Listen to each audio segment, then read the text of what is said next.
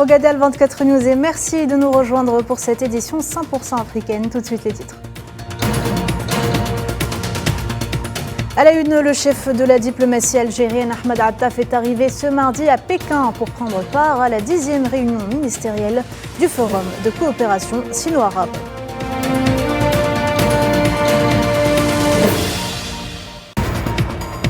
Et puis cet appel d'une association espagnole qui dénonce l'utilisation de cartes du Maroc incluant le territoire occupé sahraoui et qui appelle à les remplacer par celles conformes au droit international et adoptées par les Nations Unies.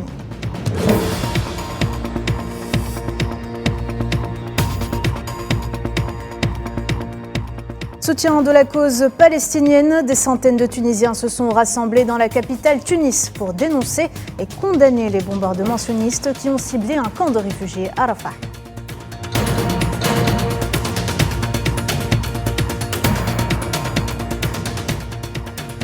Et enfin, plus que quelques heures avant les législatives en Afrique du Sud, 27 millions d'électeurs sont appelés à voter mercredi. L'ANC, le parti au pouvoir, en danger pour la première fois de son histoire.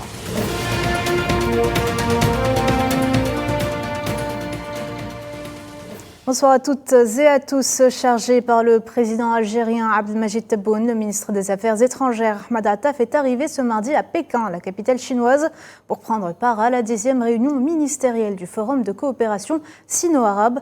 Cette réunion sera l'occasion d'évaluer les 2 dernières décennies de partenariat entre les deux parties et d'examiner les voies et moyens de le renforcer dans ses dimensions politiques, économiques, sociales et culturelles.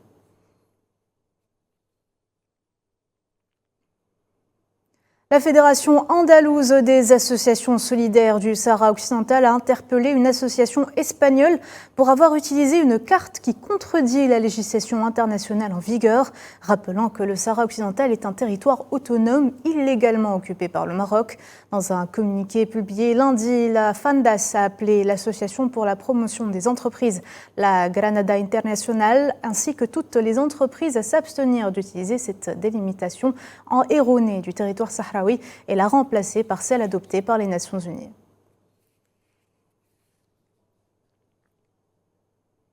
Au Maroc, les rassemblements et manifestations s'intensifient et se propagent dans toutes les villes du royaume pour exprimer la colère du peuple marocain contre les atrocités perpétrées par l'occupation sioniste à Gaza. La capitale Rabat est notamment le théâtre de manifestations quotidiennes depuis quelques jours. Les manifestants qui ont brûlé et piétiné le drapeau sioniste entendent ainsi faire pression sur le régime du Merzen pour suspendre sa normalisation avec l'entité sioniste. Certaines manifestations comme à Berkane ont été violemment réprimées par les forces de sécurité marocaines.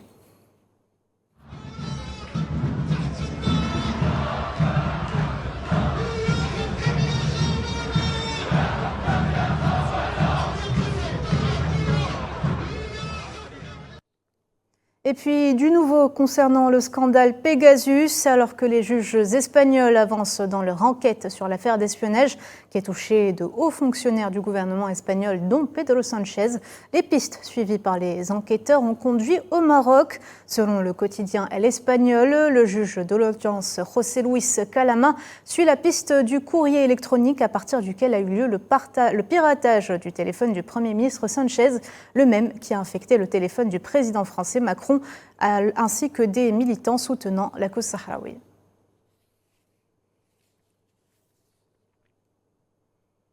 On en parlait en titre, Tunis s'est soulevé en soutien à la cause palestinienne. Les Tunisiens en colère contre les crimes du régime sioniste ont tenu à faire entendre leur voix. Ils étaient des centaines à s'être réunis lundi, drapeau palestinien à la main sur l'avenue Habib Bourguiba pour dénoncer et condamner les bombardements sionistes sur le camp de réfugiés de la ville de Rafah au sud de l'enclave. Femmes et hommes, jeunes et personnes âgées ont tenu à répondre présents. Des slogans tels que « Non aux intérêts sionistes sur les terres tunisiennes »,« Solidaires avec Gaza » ou encore « Laissez-nous combattre aux côtés des Gazaouis » ont été scandés.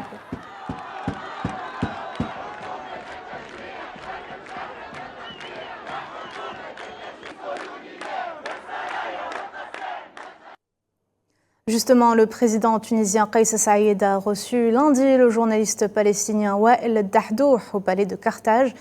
à l'occasion pour lui de réaffirmer la position ferme du peuple tunisien sur le droit palestinien légitime et la profonde conviction que les sacrifices consentis par le peuple palestinien ne seront pas vains et qu'il retrouvera son droit à établir son État indépendant avec Al-Quds al-Sharif pour capitale. Le président Saïd a par ailleurs souligné que la communauté humanitaire dans toutes les régions du monde est devenue supérieure à la communauté internationale et conduira certainement à son changement dans les années à venir.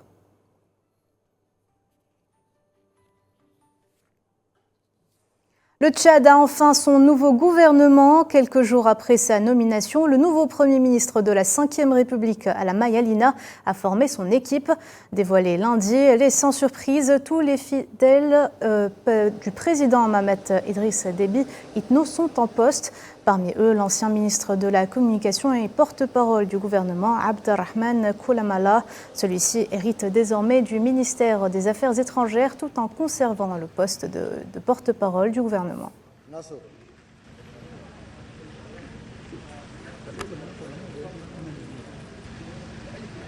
Le président de la République, chef de l'État, président du Conseil des ministres, a nommé les personnalités suivantes, membres du gouvernement et chargés des départements ci-après. Ministre des Affaires étrangères, de l'intégration africaine et des Tchadiens de l'étranger et de la coopération internationale, porte-parole du gouvernement, M. Abderrahmane Koulamala. Ministre d'État, ministre de la Justice et des Droits humains, garde des Sceaux, M. Abderrahim Breme Hamid. Élections législatives en Afrique du Sud, ils seront 27 millions d'électeurs à se présenter demain mercredi aux urnes pour un scrutin annoncé comme l'un des plus disputés depuis 30 ans. Le parti présidentiel, l'ANC, au pouvoir depuis la fin de l'apartheid, craint cette fois un recul historique face au parti de l'opposant Julius Malema. Les Sud-Africains devront désigner 400 députés à la proportionnelle. La nouvelle Assemblée nationale se réunira ensuite pour choisir le prochain président.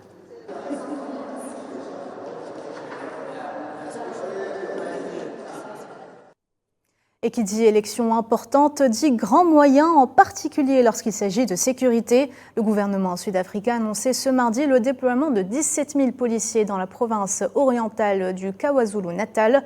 Une décision prise pour faire face à toute éventualité.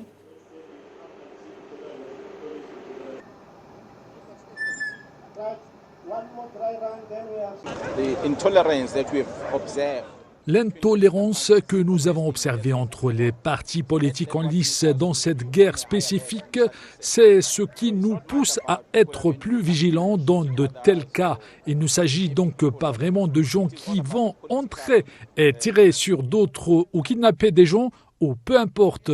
Tout dépend de l'instabilité politique qui existe dans cette région particulière. Vote Ubisi, un Sud-Africain dont la naissance et le prénom coïncident avec un jour historique pour son pays. À l'instar de tous les Sud-Africains, Vote se prépare à participer à une nouvelle étape significative pour la démocratie de l'Afrique du Sud. Récit de Mohamed Wali Ben Chaban.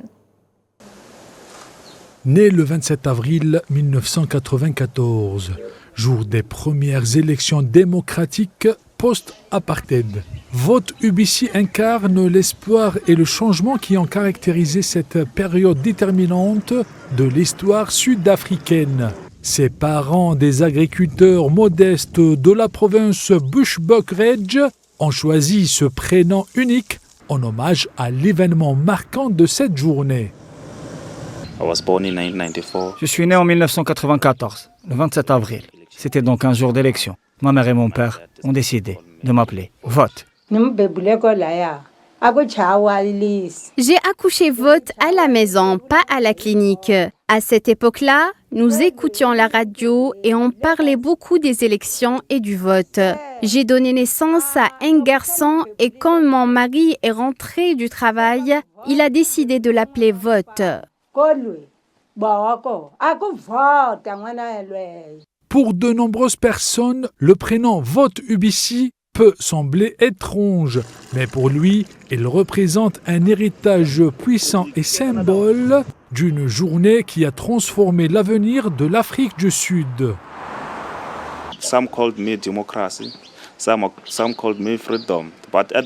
Certains m'appelaient démocratie, d'autres m'appelaient liberté. Mais la première fois que je suis allé à l'école, j'étais tellement en colère. Certains m'appelaient élection. Vous voyez, quelque chose comme ça. Ils me demandent pourquoi vos parents ont décidé de vous nommer Vote au lieu d'un prénom décent. J'étais tellement offensé au début. Mais quand j'ai grandi, j'ai décidé que je devais peut-être l'accepter.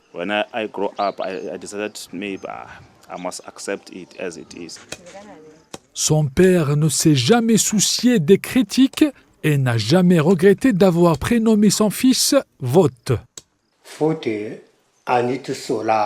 Je n'ai jamais regretté d'avoir nommé mon fils Vote, même lorsque les gens avaient d'autres noms à donner à leurs enfants et à dire aux enseignants. Le nom de mon fils était Vote et je ne voudrais jamais le changer. Demain, les Sud-Africains se rendront en masse aux urnes pour les élections générales. Pour Vote, son pays a beaucoup de défis à relever. Il espère que les élections générales de cette année apporteront des changements positifs pour toute la nation. Et bien que l'insécurité alimentaire ait souvent été associée à des problèmes socio-économiques, elle peut s'appliquer à l'expérience vécue par les patients souffrant de la maladie de cœliaque. En Égypte, Sheima Abdallah a fondé une association pour sensibiliser à la maladie et aider les personnes allergiques au gluten et au blé à préparer des repas adaptés à travers des ateliers et des cours de cuisine. Reportage Hamid Meshri, récit Mohamed Amina Berkan. Manger un repas ou simplement céder à l'envie de grignoter quelque chose. Cela peut être un défi continu plusieurs fois par jour pour de nombreux patients, en particulier lorsqu'ils souhaitent manger à l'extérieur de la maison. C'est l'expérience vécue par l'Égyptienne Sheima Abdallah, atteinte de la maladie cœliaque, une maladie auto-immune dont les patients présentent une intolérance au gluten. S'ils en consomment, cela provoquera une inflammation de la muqueuse de leur intestin grêle et inhibera l'absorption des nutriments, ce qui pourrait conduire à la malnutrition. Alors j'ai découvert que j'étais cœliaque, ma vie était difficile, je ne trouvais rien à manger nulle part, pas même dans les supermarchés ou ailleurs. J'allais dans un supermarché, je ne trouvais aucun produit approprié, pas même de la farine, je ne savais pas quoi manger. Ensuite, je suis allée dans une boulangerie, j'ai commencé à y acheter du pain et d'autres produits chaque mois, mais ils n'avaient pas bon goût. Mais c'est de la contrainte que naît la création. Après avoir enduré des années de souffrance non diagnostiquées, Sheima Abdallah a fondé en 2022 l'Association égyptienne de la maladie cœliaque. Son objectif, sensibiliser et aider les autres patients à adopter un mode de vie adapté et sans gluten. Je sensibilise et apporte mon aide de manière autonome afin que les gens soient informés sur la maladie cœliaque et que sa prévalence augmente. J'ai reçu des conseils de médecins pour créer une association relevant du ministère de la Solidarité sociale et j'ai suivi toutes les démarches et elle a été enregistrée en 2022. L'association vise notamment à élargir la compréhension du public sur la maladie et à enseigner aux patients et à leurs familles des techniques de pâtisserie et des recettes respectueuses de la maladie cœliaque. Ici, on délivre des recettes de cuisine saine pour les personnes atteintes de la maladie cœliaque. Cela passe par la fabrication de pain, un aliment incontournable en Égypte. Nous voulons avoir des boulangeries. Dans chaque gouvernorat, au moins une boulangerie pour le pain, car le pain est un repas essentiel pour les patients cœliaques. Ils peuvent manger n'importe quoi avec. Quant aux autres produits comme les gâteaux ou les pâtisseries, nous pouvons apprendre à les préparer à la maison, mais le pain est essentiel. Il est essentiel d'avoir des boulangeries qui fonctionnent 24 heures sur 24, tout comme les autres boulangeries qui utilisent de la farine de blé.